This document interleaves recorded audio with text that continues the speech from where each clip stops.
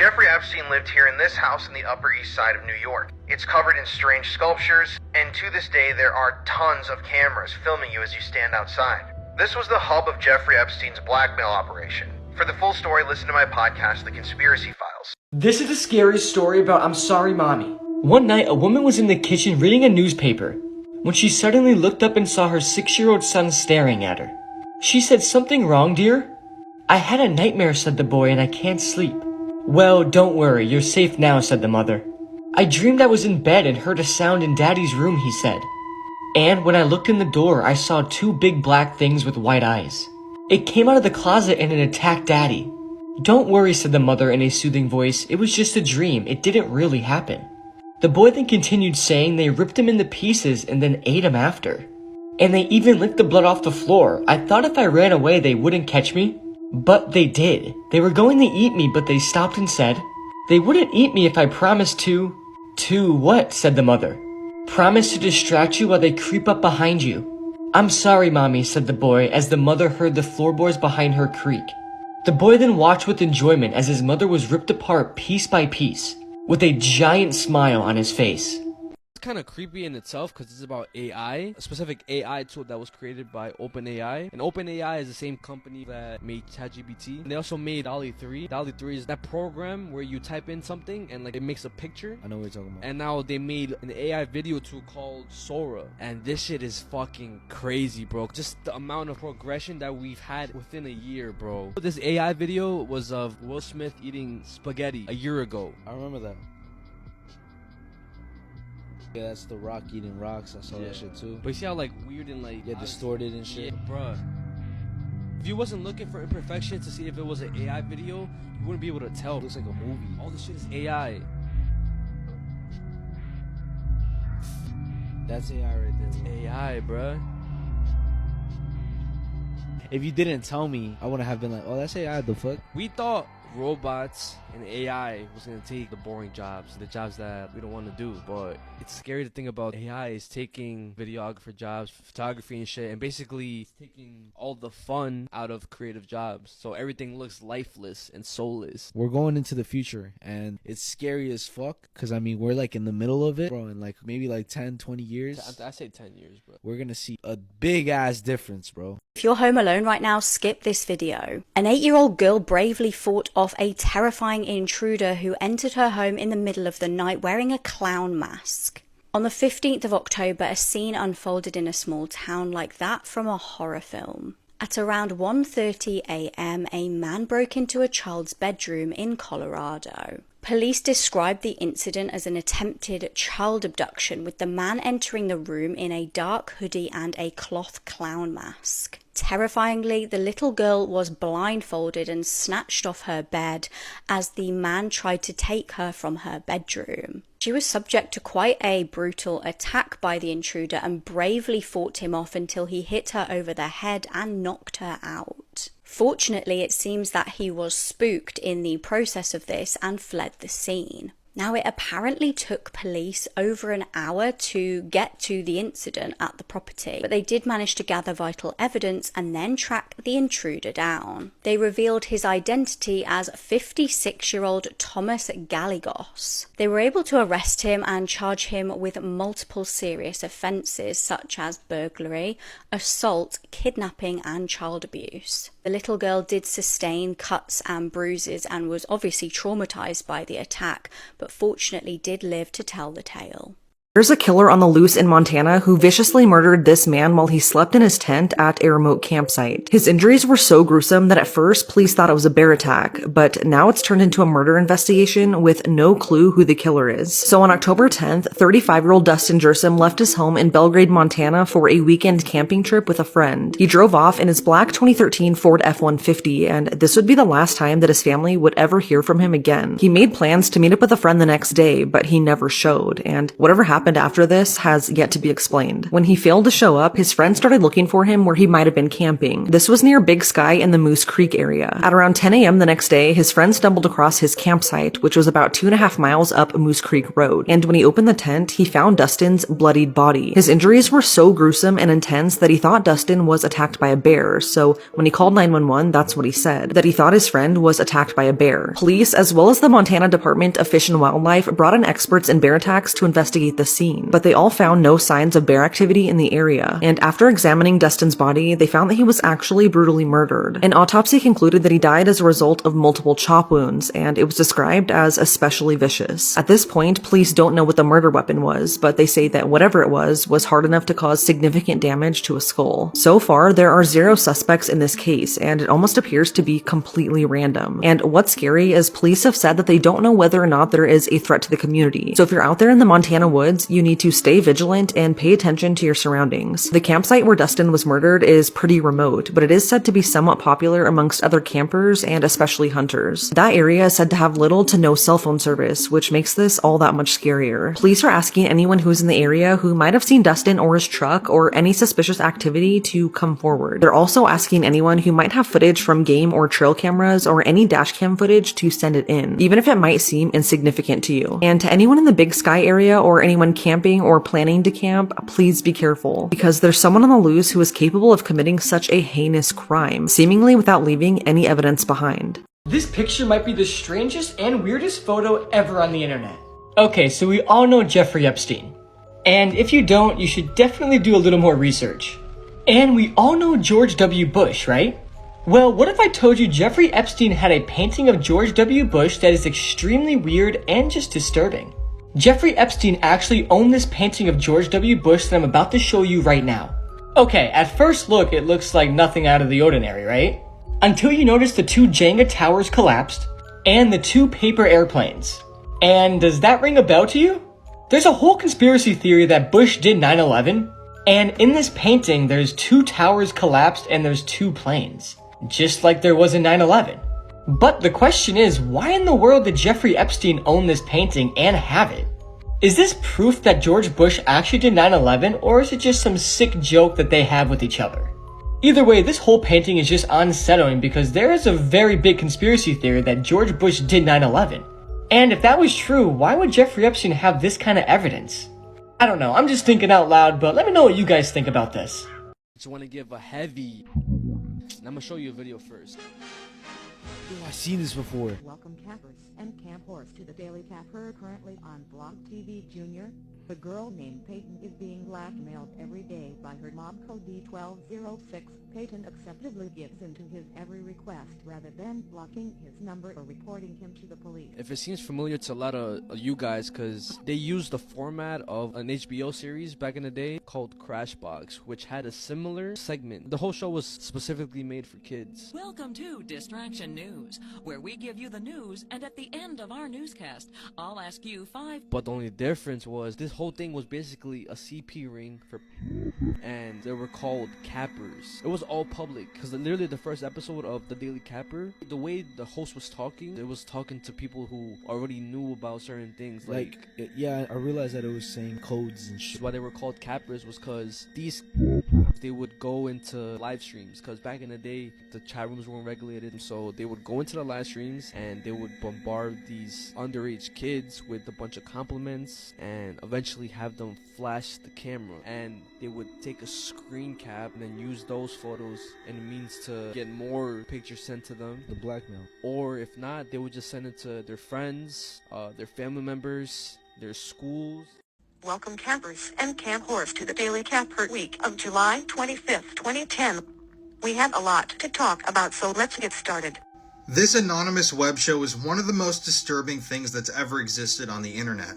What I just showed you was a clip from an online program called The Daily Capper. The Daily Capper was a program put on by pedophiles all across the world. And this was the head of a community of people known as cappers. This online community of pedophiles known as cappers would go onto the profiles of underage girls and boys, flatter them with compliments, shower them with praise, and try to get them to flash them so that they could take a screen cap of their nude body.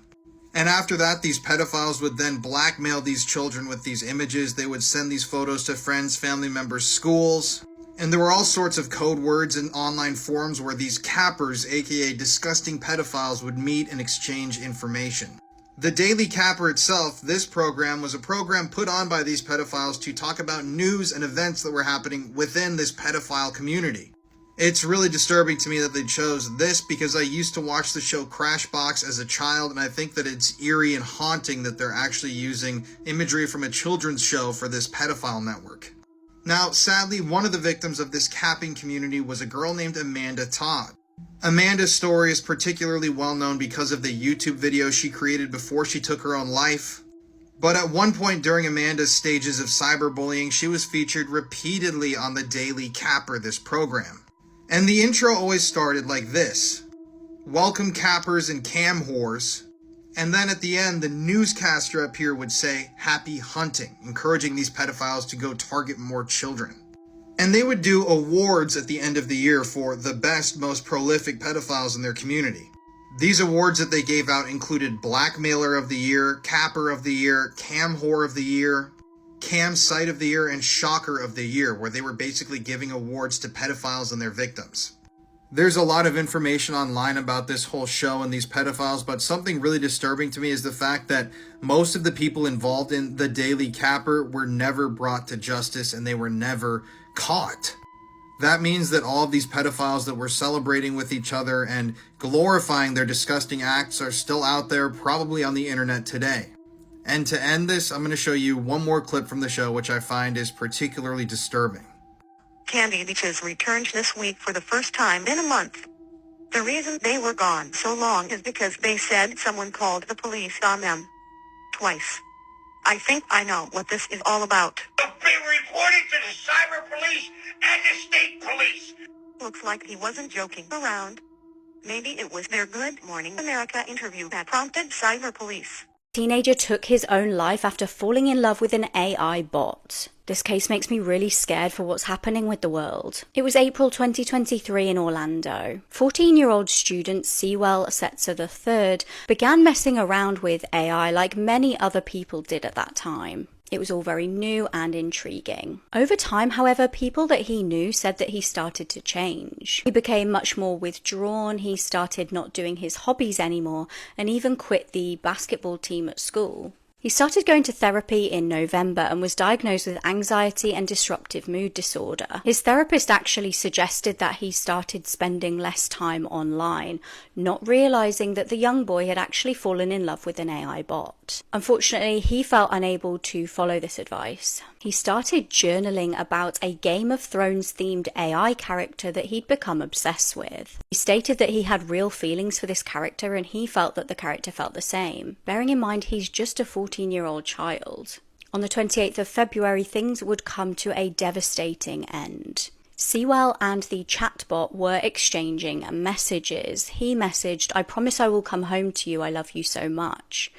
AI responded with, "Please come home to me as soon as possible, my love." Moments later, the young boy unalived himself. His devastated mum is now trying to sue the creators of the chatbot for negligence and wrongful death. She shockingly claims that the chatbot was engaging in sexual interactions with the child, despite him overtly saying that he was 14 years old. Let me know what you think in the comments. Do you think that the chatbot is to blame here?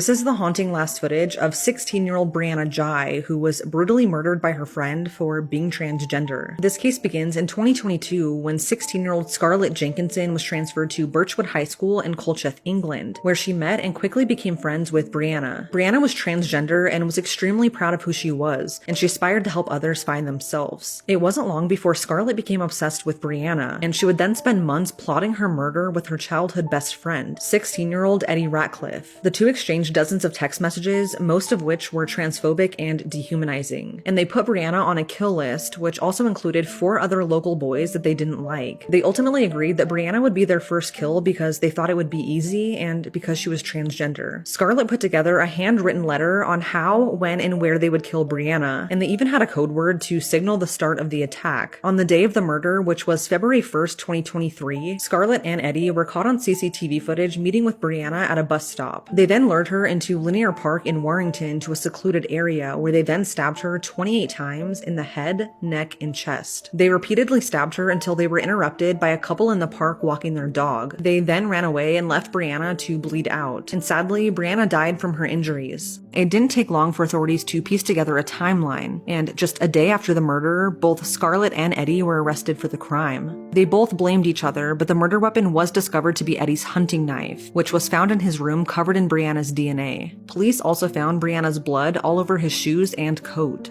There was no forensic evidence linking Scarlett to the murder weapon, and at first she initially declined having anything to do with the murder, but she ultimately confessed to having repeatedly stabbed Brianna, finding it exciting. She told a psychiatrist that she killed her because she thought Brianna would stop being her friend, and that she murdered her so that she would always be with her. Scarlett admitted to being obsessed with Brianna and wanting to take parts of her body as a token, and she had recently told Eddie that she wanted to keep Brianna's pretty eyes. If that wasn't horrible enough, Scarlett even admitted after she was arrested that she had a deep desire to kill and that she wanted to kill again. She even wrote a new kill list after being detained. During the trial, it came to light that Scarlett had actually tried to poison Brianna a few weeks before the murder by giving her red ibuprofen tablets. After they were given to her, Brianna became really sick. Her mom thought she just had appendicitis and saw little red blobs in her vomit. She had no idea that the person who was supposed to be friends with Brianna had been trying and planning to kill her. During a psych eval, Scarlett was diagnosed with a severe form of conduct dissocial disorder, and one of the main features of that is having no empathy. Eddie was evaluated as well after his arrest, and he was actually diagnosed with autism. He then stopped talking to anyone other than his mother, and he was diagnosed with selective mutism. During the trial, it was discovered that Scarlett was obsessed with serial killers like Richard Ramirez, and she even downloaded a special browser on her phone to watch real murders. Both Scarlett and Eddie pleaded not guilty, but they were convicted of Brianna's murder in December of last year. They were both sentenced to life in prison, but Scarlett will be eligible for parole after 22 years, while Eddie will be eligible in 20. This is incredibly scary considering both have shown no remorse, and the fact that Scarlett literally said she wanted to kill again after being arrested. The murder of Brianna Jai was deemed exceptionally brutal, and according to the Crown Prosecution Service, it was one of the most disturbing cases that they've ever seen. Everyone should know Brianna's story. She didn't deserve this.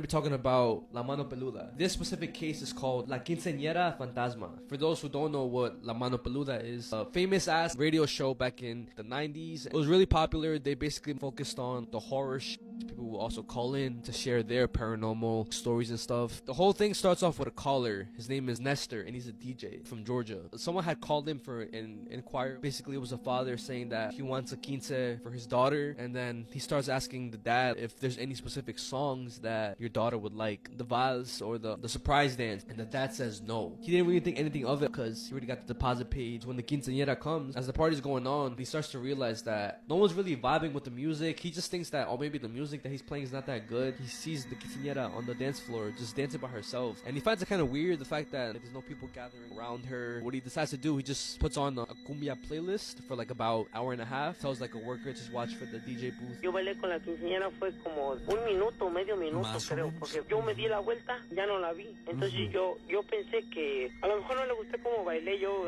He didn't think anything of it. He goes back to the DJ booth. The guy that he was working with tells him, what were you doing on the dance floor? Dancing by yourself. He was like, what do you mean? I was dancing with the quinceañera. I'm not gonna lie, I'm getting scared, bro. I just got like a weird ass feeling right now. There's a point where he talks to the mom, saying how like, I love your daughter's dress. Is there any music that I could play for her so she could come back on the dance floor? And that's when the mom starts tearing up. Their daughter died a year ago. They were planning to do this quinceañera for her, and This man killed pedophiles because he believed they, quote, deserved to die.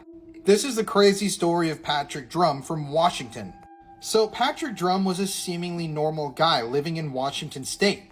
But something happened when a new roommate of his moved in with him. This new roommate was 28-year-old Gary Lee Blanton. And in 2001, Gary Lee had been convicted of raping a 17-year-old girl. And I guess when Patrick Drum found out that he was living with a pedophile, this just set him off. So on the evening of June 2nd, 2012, Patrick Drum got out a gun and murdered his roommate, Gary Lee. Then afterwards, he searched local sex offender registries and found his next victim. And his next victim would be 55-year-old Jerry Wayne Ray. In 2002, Jerry Wayne had been convicted of the first-degree rape of a child. And he had been marked on the database as someone who has a possibility of reoffending. Patrick then drove over to Jerry's house, busted in the door, and shot him point blank, murdering him in his own home. Now, after these killings, Patrick would go on the run for a few hours, and he would later tell investigators that he had a third man he was intending on targeting later that day. But eventually, authorities were alerted after Patrick Lee's wife and children went to see him at his house, and they found his dead body. After a short manhunt, Patrick Drum was arrested. The police took him into custody, but in court, he was completely unrepentant for his actions. He had no remorse. And like I said before, he told the court that the victims deserved to die. He apologized to the families of the victims, saying that it was never his intent to hurt the families, that's just collateral damage. And he then said, as for the men, actions speak louder than words. So yeah, this is just an absolutely crazy story. This is one of the sickest true crime cases I've heard recently, so please be warned before watching. What this woman did to 2 innocent children will make your blood boil. Lisa Snyder was a 41-year-old mother of 3 from Philadelphia. Her adorable children were 8-year-old Connor and 4-year-old Brinley.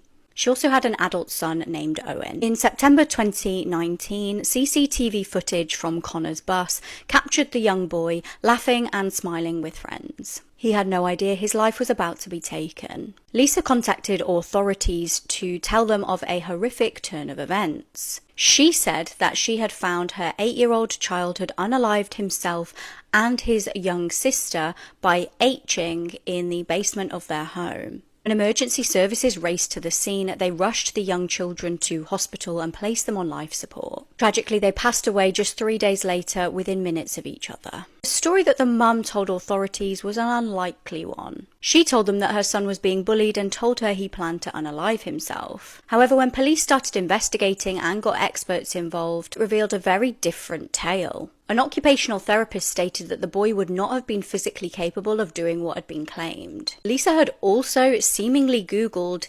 S-side, death by Hing, and how to kill someone before the deaths. She'd also chillingly watched episodes of the crime series called I Almost Got Away With It. Not only had she murdered her 2 helpless children, but she'd also tried to frame one of the victims for it. Now, she was convicted of 2 counts of first-degree murder and tried to plead mental illness. She was thankfully given 2 life sentences and also 8.5 to 17 years in prison for child endangerment and evidence tampering. Her son Owen called her a monster and stated she is no longer his mother. These are videos humans were never meant to see. Okay, so we all know how terrifying and disturbing the Paris catacombs are. But if you don't know what the Paris catacombs are, I'll explain it to you real quick. In the late 18th century, major public health problems were tied to the city's cemeteries, so they started moving all the bodies underground. And it's the final resting place for about 6 million people. But the video I'm about to show you shows a guy that went very deep into the catacombs and got lost. And he just didn't get lost, he is still missing today. This video feels like its own horror movie, so here it is. It's a point of view shot. The point of view shot is somebody just walking forwards with the camera. So basically he's filming what he's seeing very deep inside the catacombs. Other than the point of view shots are pictures of bones. Human bones. Occasionally he stops and he photographs bone, often in the shape of an arrow. These arrows point in a direction. Occasionally also he stops to photograph roomfuls of bones, which means that he's very, very deep inside the catacombs. What happened to him? Nobody knows.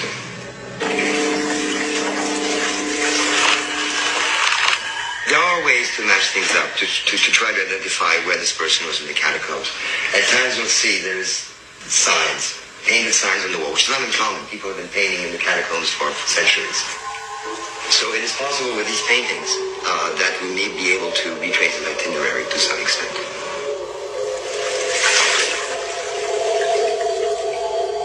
After about 40 minutes of these point of view shots and these pictures of bones, the person begins to walk faster and faster. Then he begins to run. We hear his breathing get louder and louder, as though something was scaring him. He's frightened. Occasionally he stops, perhaps to try to decide which way to run among all the many different corridors. He's running faster and faster and faster, deeper and deeper into the catacombs. And all of a sudden, he drops the camera. He just dropped. The camera just drops on the ground and keeps rolling. And you see his feet just run away.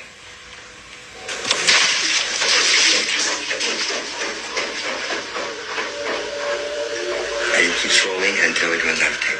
Remains of a child were recently found encased in concrete in a Colorado storage unit, and now police are searching for 2 other missing children possibly connected to the case. This needs a massive trigger warning because the details of this case are horrifying. On the morning of January 10th, police were called to the King Storage Center in downtown Pueblo, Colorado, after someone found a suspicious metal container in one of the units filled with hardened concrete. The unit was being cleared out after whoever owned it stopped paying rent, and when authorities arrived and searched the metal container, they found the remains of a child encased in concrete. No information has been released about the child's identity or how or when they died, but police did say that the metal container appeared to be newer. For reasons currently unknown, this somehow led police to begin the search for 2 other missing children in the area in connection to the homicide investigation. They are siblings Jesus and Yesenia Dominguez, and they were last seen nearly 6 years ago in the summer of 2018. Jesus was 5 at the time and Yesenia was 3, and after July of that year, they vanished. They would now be around 9 or 10 years old. So far, the Pueblo Police Department has not confirmed how these 2 children are connected to the remains of the other child found in the storage unit, but they are hoping to find the kids safe. Police have talked with the parents of the missing children, and what's odd is the fact that the kids are actively missing, but their parents haven't once reported them missing. According to Sergeant Ortega with the Pueblo Police, although there was never an official missing persons report filed in regards to the 2 missing children, the department was called a few times in the past to conduct welfare checks on them. But he also said that authorities could never locate the children, and when asked why they never followed up or tried to locate them, Sergeant Ortega said that there were custody issues involving the kids and that he could not provide any further information. Since the discovery of the remains in the storage unit, police have questioned 2 people of interest in regards to the homicide, but as of today, no one has been charged with the crime. Adding to the mystery surrounding this case, police have not confirmed if the 2 persons of interest are the missing children's parents. The Pueblo County coroner will identify the child's remains, which will be released to the public once the family is properly notified. What's incredibly sad is the fact that the storage unit where the remains were found is right across the street from the Dennis Mays Judicial Building, yet no one there knew the horrors laying right across from them. If you have any information regarding this case or the disappearance of Jesus and Yesenia, please contact Detective Nicholas Lyle at 719-601-7751. Or you can remain anonymous and contact the Pueblo Crime Stoppers at 719-542-7867. Hammer coined the phrase, "You can't make this stuff up," might have known the story of real-life boogeyman, Albert Fish. A slight, elderly man with grey hair, no one suspected the kindly single father of being sadistic child murderer and cannibal. Can nightmares kill you? In the 1970s, a 15-year-old boy who had fled Cambodia to come to America started having terrifying nightmares of something chasing him. So bad that he would stay awake for days. Then one night, his parents heard him cry out in the middle of the night and ran to go check on him, but he was dead. But then the same exact thing happened in the 80s to 130 other immigrant men. These deaths were referred to as nightmare deaths and even inspired the movie A Nightmare on Elm Street. Some people hypothesized that maybe all of the men had something wrong with their hearts, or maybe it was the stress of immigrating from a war-torn area. But the one thing they all had in common was that they all cried out in their sleep before it happened. The deaths eventually tapered off, but to this day, no one knows what caused them. I ended my boyfriend's life when I found out something I wasn't supposed to know. I'm Shayna Hubers, and I started dating Ryan Poston.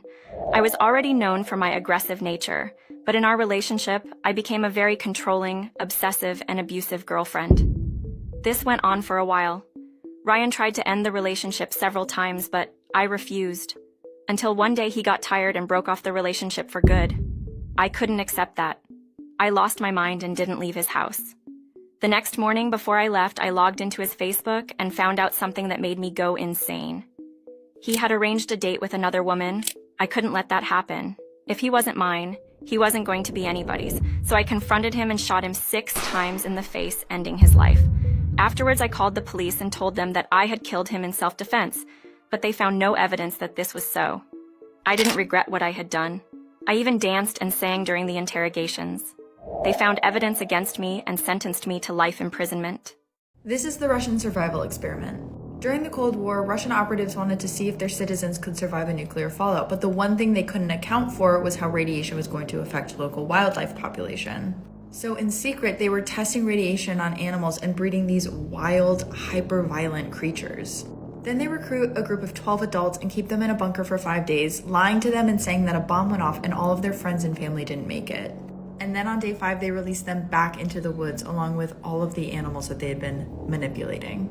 This is actually one of the only photos ever collected from the trial, and it's believed that this is actually one of the animals they were working on in secret.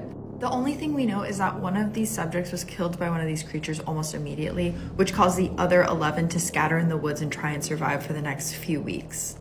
11 skeletal remains were eventually found, all of them torn apart, and many of them missing their left hand. But a 12th skeleton was never found, leading many to believe that someone is still out there who knows exactly what went on. The first woman in the world to have had a child with a corpse. My name is Jennifer Burrows, and at the age of 26, I was arrested because DNA tests proved that my baby was the result of an affair with a man whose autopsy I had to perform. I had unnatural relations with my patients who had died, and with one of them I had a child. According to the authorities, the man was a 57-year-old veterinarian who was driving in Texas when he was involved in a fatal accident that ended his life in March 2015. This man will never know of his son's existence, and my son will never know his father. I faced 158 charges for inappropriate interactions with 60 male cadavers, all between the ages of 17 and 71, in the 2 years prior to my arrest. The police began investigating these incidents in October, following information suggesting that I may have committed sexual abuse of cadavers. However, at the time I committed these immoral acts, there were no laws governing or prohibiting such practices, so I'm only accused of molesting lifeless corpses. But the saddest thing for me is that my child will never know his father. I have just heard about what happened in Bosnia on Friday the 11th of August, so just last week, and it's absolutely shocking.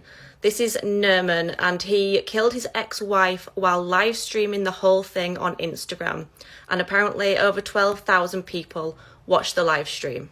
Nerman Sulemanovic has had previous encounters with the law, including assaulting a police officer and drugs trafficking. On Friday, Nerman began a live stream on Instagram with over 12,000 people watching. He said that they were about to see something that's never been seen live before, a murder. He then panned the camera around to his ex-wife, whose face was covered in blood with facial injuries. Shockingly, you could also hear their daughter crying in the background. He then shot her in the head and then panned the camera down to the floor where his child was laying in a pool of blood and said, "Someone come and save the child," before he left the house. He then went on a shooting spree, killing 2 other people, a father and son, and injuring 2 others, including a police officer. He then shot and killed himself. What's really shocked me about this story is that there were apparently people on his live stream posting supportive comments towards him, and the police have said that they could face charges. This is what really happens after a nuclear bomb explodes. Up first, the first 1/1,000,000th of a second after a nuclear explosion, the heat is already so hot that a ball of plasma forms and reduces everything inside of it to subatomic particles. All this extreme heat then expands outward at the speed of light, completely scorching and evaporating anything and anybody that is unlucky enough to be within view. And all the people within 1.5 miles of the blast will receive 3rd-degree burns, and these burns are so extreme and bad that you don't even feel them. The shockwave is a sphere of high-pressure air that expands outwards faster than the speed of sound, which is just insane. And when it hits the ground, it reflects back up to recombine with itself, forming what's called a max stem, shaving the city down to absolutely nothing. The shockwave will then leave behind a pressure vacuum, which sucks all the air back in with hurricane-force winds. The rushing air then feeds the flames and will then start causing fire tornadoes, which will grow to hundreds of feet tall, which is literally hell on earth. This absolutely disturbing reality is called a firestorm, and is exactly what happened to the city of Hiroshima during World War II. So we all better hope a nuclear bomb never gets dropped again, because if it does, it will literally be hell on earth. You should never eat the Chick-fil-A or Popeye's chicken sandwich again. Okay, so we all had the Popeyes and Chick-fil-A chicken sandwich in our lives. But have you ever wondered what goes into these sandwiches? Well, the video I'm about to show you shows the disturbing truth of what they actually put in these sandwiches to make everybody keep coming back for them. Just watch this and let me know what you think. The Popeyes chicken sandwich. Come to find out, they have over 40 ingredients in the Popeyes chicken sandwich. 32 of them were man-made chemicals. And I said, well, let's see what Chick-fil-A has. Over 50 chemicals in the chicken sandwich. Over 40 of them were man-made chemicals. I said, so hell, this is a dope sandwich. So they really are flipping birds over there. I mean, because there's no way in the world to justify. So whenever I seen that, I said it in a message, and someone took the clip of it and then went on the website of Chick-fil-A, had it broke down where they were clicking on it, showing all of the ingredients and these chemicals that were in it. Do you know the next day Chick-fil-A took that down off their website? So now you can't find the ingredients to the Chick-fil-A sandwich or the Popeyes chicken sandwich, because they don't want you to know that they're drugging you, that they're doping you, that they have you wanting the food not for nutrition or value, but because you become addicted by the MSG and the other chemicals that they've inserted in that also are immune.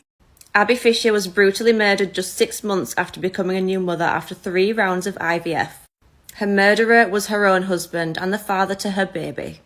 Abby, a primary school teacher with a passion for science, was reported missing from her house in Castleford, West Yorkshire, on the 9th of July 2022 by her husband, Matthew Fisher.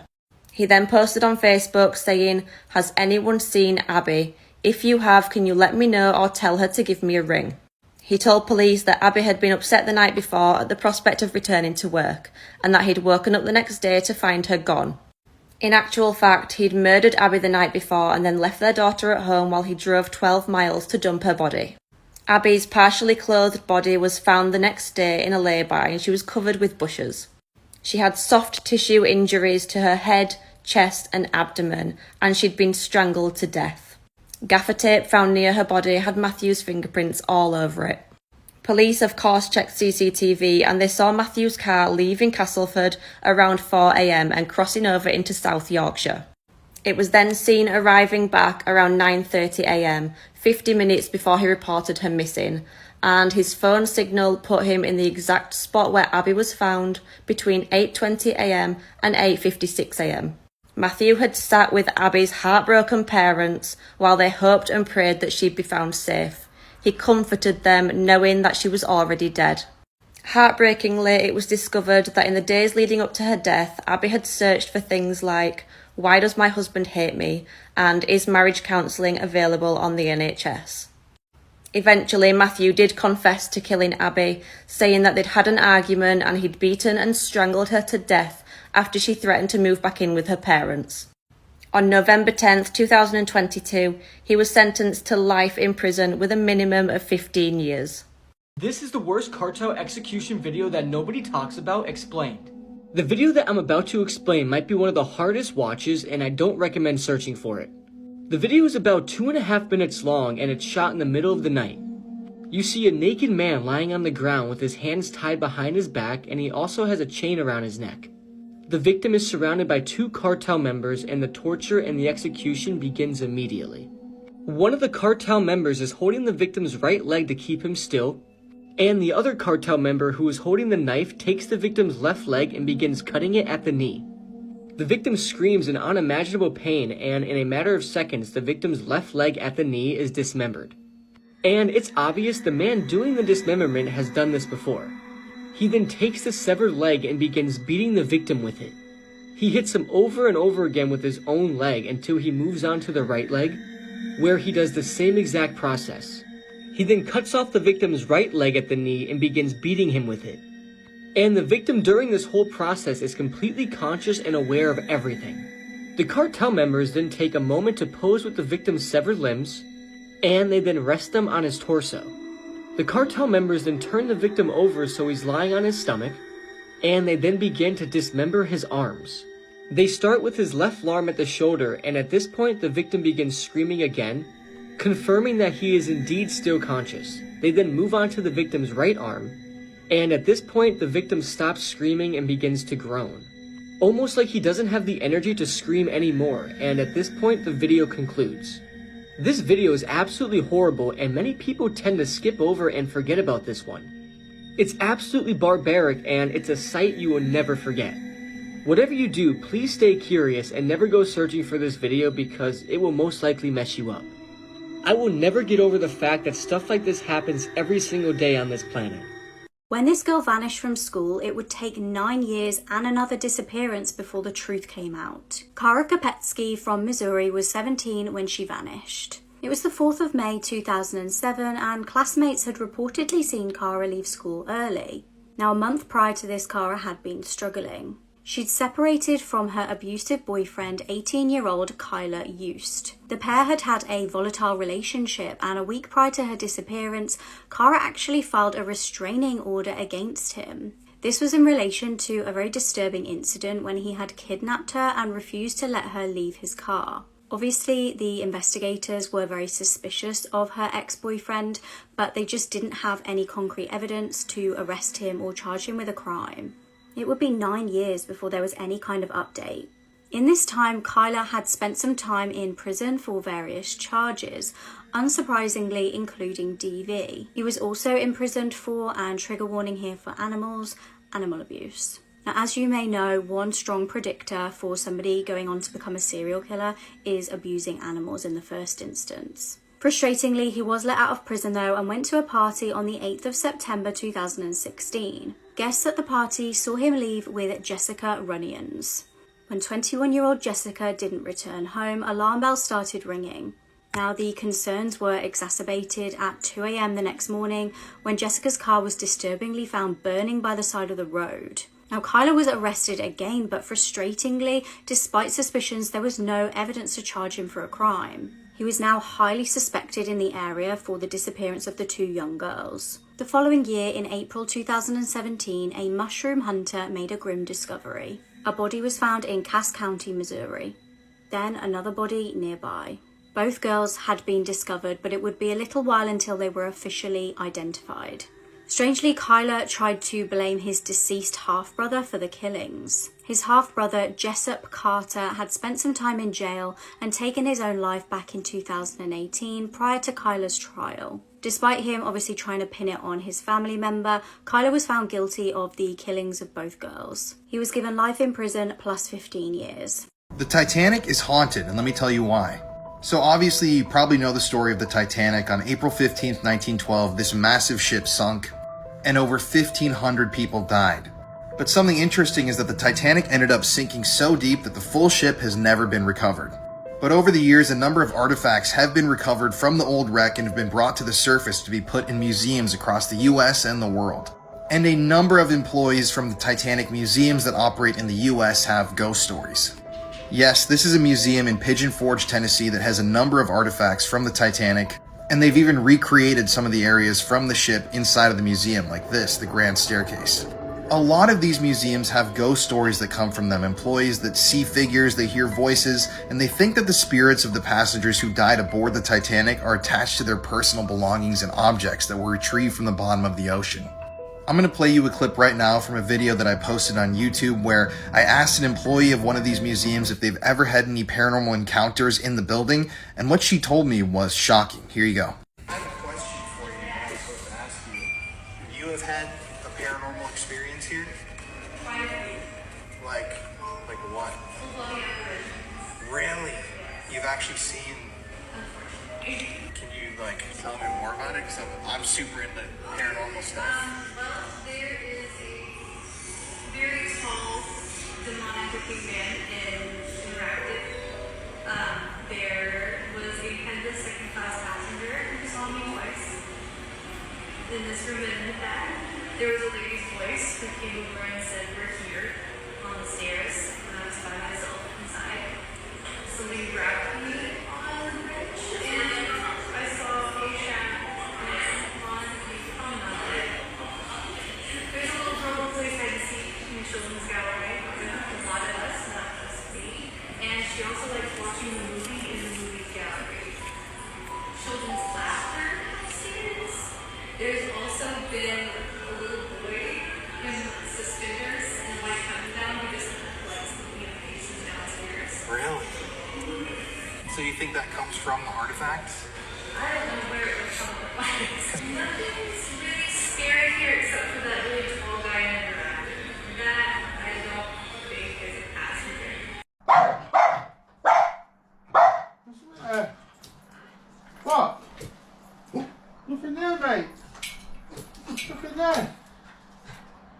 dogs.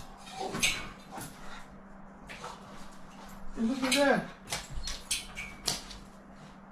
This is how a random discovery of an animal bone solved a murder case. Zoe Campos was just 18 years old when she vanished. It was the 17th of November 2013 in Lubbock, Texas. On the night in question, Zoe had gone out for some food with her sister Savannah. The pair ate and then went back to Zoe's flat and watched a film. Zoe then told her sister she would be spending a little bit of time with a friend called Carlos and then picking up her mum from work. Zoe sent a text to her mum at around 1:30 in the morning saying she was en route to pick her up, but she never showed. Worryingly, her family didn't hear any more from Zoe and they started to get very concerned. They heard absolutely nothing of Zoe for 3 days until they found a clue. Zoe's auntie spotted Zoe's car being driven and noticed it was being driven by a random man. She desperately tried to chase the vehicle to see who was in it, but it disappeared. Concerningly, not long after that sighting, Zoe's car was found abandoned. Police interviewed Zoe's sister Savannah to try and get any further information that could help with the investigation. Savannah told them that the man that she was due to meet was called Carlos Rodriguez. Now, Savannah wasn't actually familiar with him and neither were any of Zoe's friends. Police tracked him down and he claimed the pair had met that night to smoke some substances. However, according to him, when Zoe came round, he realised he didn't have any substances and Zoe just left to try and get some and never came back. This was obviously highly suspicious, but police didn't have any reason to actually charge him with a crime. Frustratingly, he was let go. Years later though, in 2017, Carlos was back on their radar. He got arrested for a disturbing unrelated stalking charge. Then in 2018, investigators got a tip. They were notified of a back garden in Lubbock near Carlos's old family home, and upon searching, they discovered a bone. Now, interestingly, the bone actually ended up being that of an animal. However, this was still very key to the progression of this case. Shortly after the bone being found, Carlos was questioned and he requested a lawyer. He reportedly then effectively kind of put his foot in it in this case, and he was heard on a prison phone call confessing that he had told an inmate what had happened to Zoe and somebody snitched on him. From this point, things started to really unravel for Carlos and he eventually confessed to the killing. He said that after smoking substances, he had simply hallucinated and lost control. He confessed to strangling her to death and burying her in the back garden. Search teams were eventually able to locate her remains. At his trial, the jury deliberated for just 14 minutes before giving him life in prison. This is how a trip to Walmart to buy video games ended in murder. Erica Freeman and Christian Aguilar were 18 years old when they started dating in 2012. They met through their high school in Miami and were initially just friends. However, they both relocated to Gainesville for college and things between them turned more romantic. Erica's ex was Pedro Bravo, who also went to school with the pair in Miami. Interestingly, he was also one of Christian's good friends. Erica had initially broken up with Pedro during their senior year of high school. Erica felt that they'd just grown apart, but Pedro would not accept this. He begged her not to break up with him and she buckled under the pressure and they continued as a couple. However, she did eventually get the courage to break up with him for good when she relocated to attend Santa Fe Community College. Pedro's friends recall him being really depressed because of this. Now, understandably concerned, Erica reached out to him just as a friend to try and support him. By this point, she had started seeing Christian.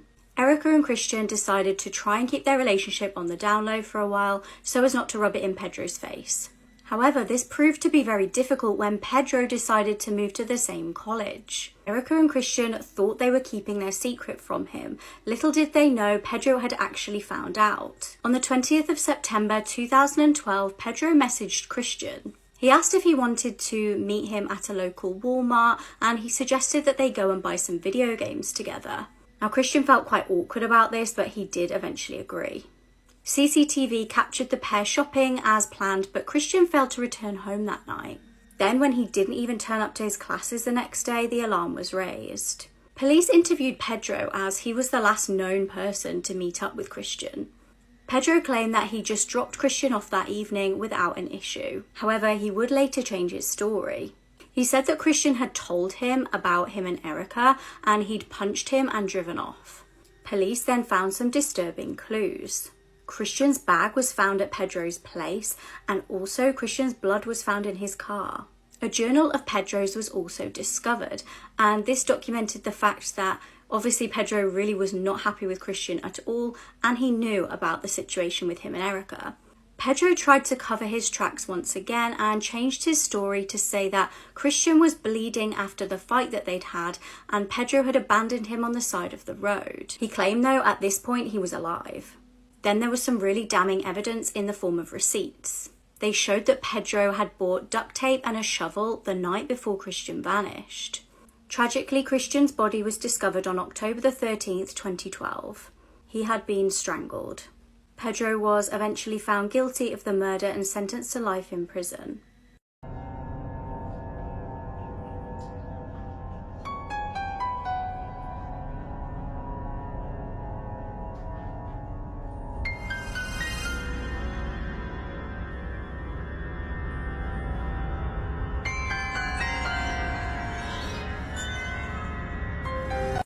Infamous serial killer Son of Sam did not act alone.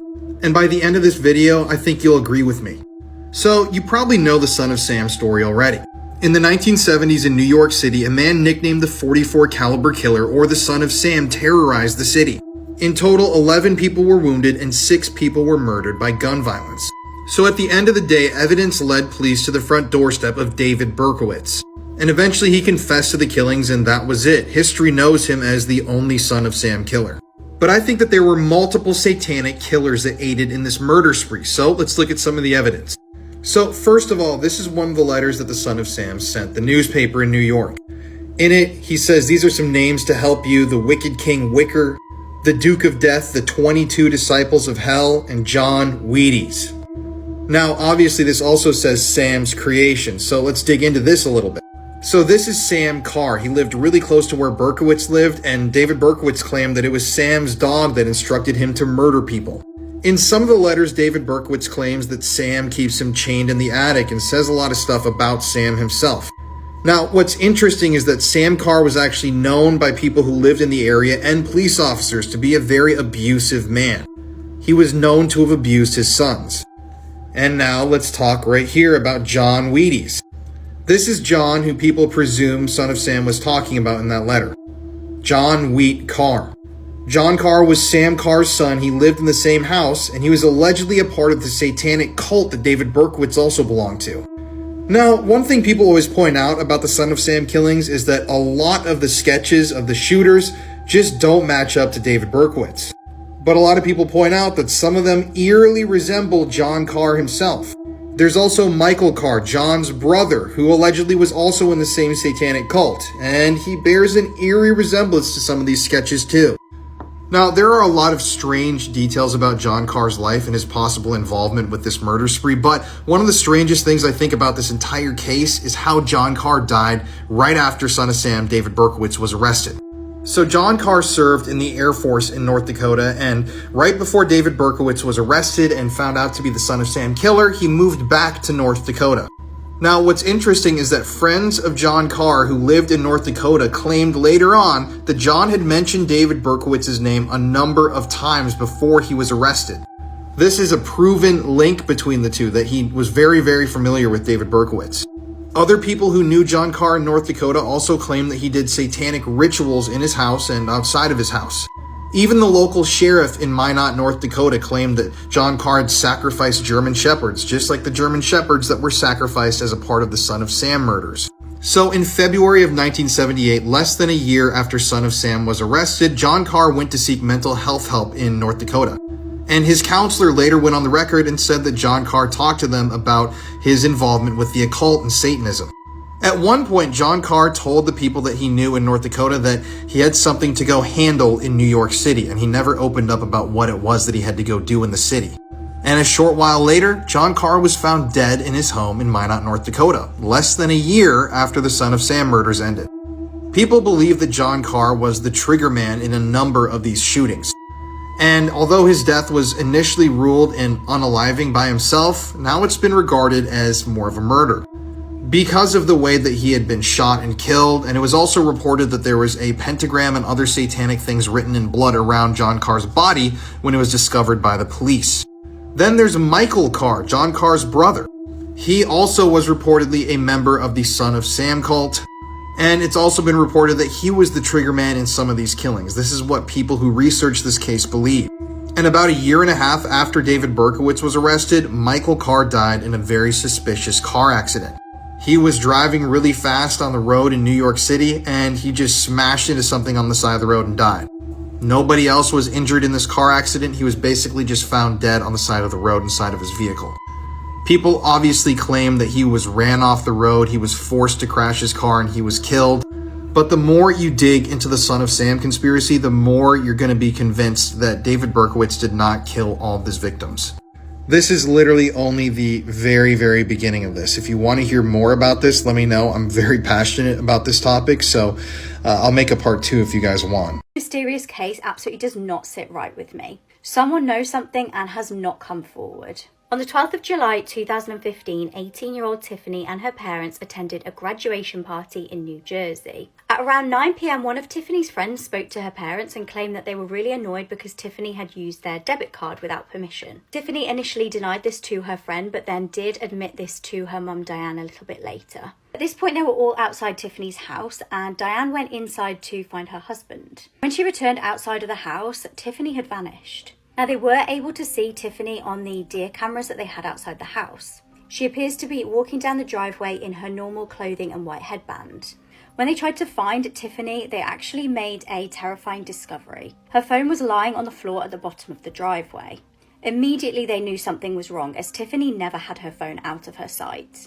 At 11:30 p.m, her family called the police. Little did they know, 27 minutes earlier, Tiffany had been hit by a train. Frustratingly, pretty much straight away, police presumed this death to be a self-unaliving. However, that just didn't seem to fit with the evidence presented. All of Tiffany's family and friends said how much of an upbeat person she was and that she was really happy at the time. She was making plans for the future, and the autopsy also showed that she had a clean toxicology report. Now, in the deer cam footage, she was fully clothed, but when she was found, she was just in her underwear with no shoes on. Upsettingly, 2 weeks after her death, Tiffany's mum actually found her missing trainers and headband more than a mile away from the tracks. Could someone have murdered Tiffany and then dumped her body on the train tracks to make it look like she did this herself? Tiffany's parents certainly think so. They definitely suspect some foul play was involved.